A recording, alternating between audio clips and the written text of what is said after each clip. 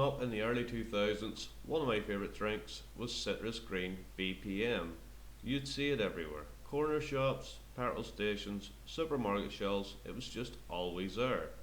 That bright green bottle, the citrus flavour, it just hit different. Then, one day, it just disappeared. No announcement, no warning. One day it was stocked, the next it was gone. And as of recording this, it's never ever made a comeback. So what actually happened to Citrus Green BPM? BPM itself was launched as an energy drink to compete with big names. It had the classic formula: caffeine, taurine and sugar.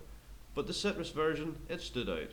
It wasn't as heavy as the original, it was lighter, sharper, more refreshing, and for a lot of people it was BPM. For a while it worked. BPM had its place.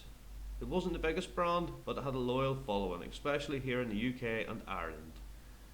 But then things started to change. The energy drink market got more crowded. New brands started popping up, bigger market and bigger budgets, and slowly drinks like BPM started getting pushed out.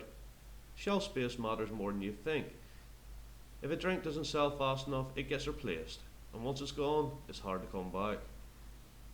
It just quietly faded away, and that's what makes it weirdly memorable for me. Because if you remember it, you really remember it. The taste, the colour, even the bottle's design. It was just one of those drinks that instantly takes you back, and now it's basically lost to time. So my question is, do you remember the citrus green BPM? What other drinks have just vanished without a trace? If you've made it this far, please be sure to subscribe and give the video a like.